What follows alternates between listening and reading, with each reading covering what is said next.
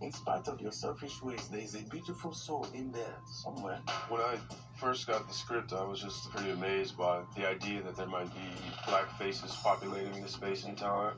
Well, your ears prick up as soon as they say, oh, read this and pay attention to the role of the Virgin Mary. It was like, all right. The casting of everyone is everything in this film. You know, we've got a wicked cast, man, wicked. He wasn't just trying to make a biblical epic like you've seen before. He was trying to make the characters something that you could identify with today. The first day I spoke to Lakeith, put the phone down, called my sister. I have found Clarence. It's him. He's cool. He's street. He's funny. He's joyous. He has access to sadness, and he's just everything. So for me, I knew I had Clarence. But I lost the race, Elijah, and the horse. A dead man walking. Clarence is like most of us, has ambitions in his life and wants to do bigger and better things and is willing to do what he feels is necessary to bring about that change. I want to be like that now. Brotherhood is a theme that I explore in the Book of Clarence, head on, in that Clarence and Thomas are twins. I'm older. My 10 minutes. Still older. They are like 12 o'clock and 6 p.m. Peace be unto you, Thomas. They're total opposites. Clarence was a street guy.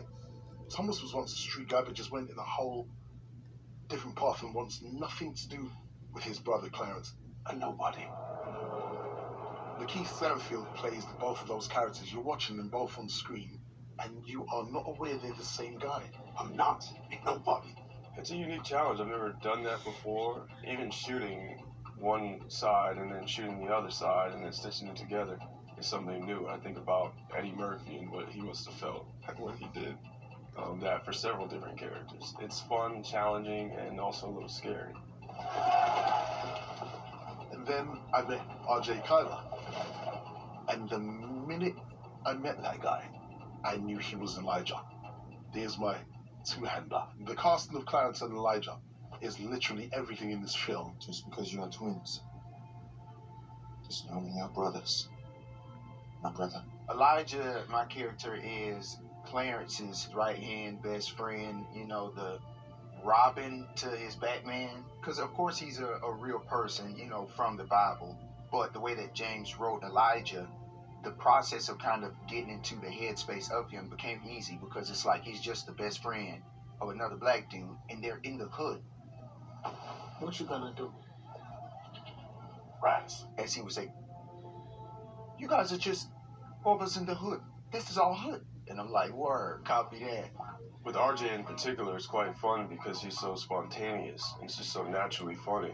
And the way he's able to just throw energy back and forth and do it in style. It's just very, very fun to be able to play with him. But he's also someone that can tap into his emotionality quite effectively. You are king.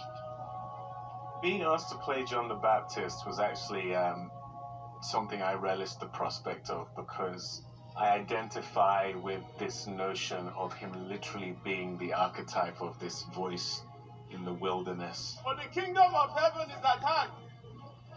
Everyone is welcome. David Oyelowo is like a meteor in this movie. He plays the character of John the Baptist.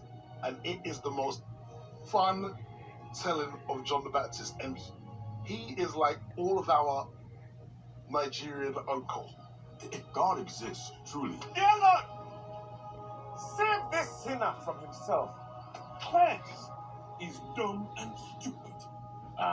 Someone who's perceived as a bit out there in terms of his perspective, but part of why he has extricated himself from society is because that truth is so potent that he sort of feels like he has to be distanced to remain pure. Blasphemous swine! That's something I wanted to protect in terms of the depiction of John the Baptist, because you don't want any of the depictions to become so broad that they pull away from the truth, but, you know, we're also trying to have fun with it. I've had instructions straight from Rome to crucify all these so-called messiahs, mess being the operative syllable. I played Pontius Pilate. All sound, we're rolling here. He's the figurehead of the brutalist slaving empire that is Rome. So to play that guy who's also just a little bit interested in Clarence and quite likes his rambling stories and stuff, there's a nice conflict there within him that was fun to play. I've been looking at the statues all day, I'll tell you. I completely understand why the Romans are always so angry. I like this man. How did I approach playing him? Really, it's all in James's script. Judas is not the Messiah. He's already working for us. I knew I was reading something that I had never seen before. I had never imagined. He said, Thomas. No, Clarence, his twin brother. I just wanted to talk to you about your son. Alfie Woodard. She is so regal in real life. Let him talk. Everything about her hands, her face, Excuse her me? gestures, is just biblical, and she brings it all with her tone of voice. She would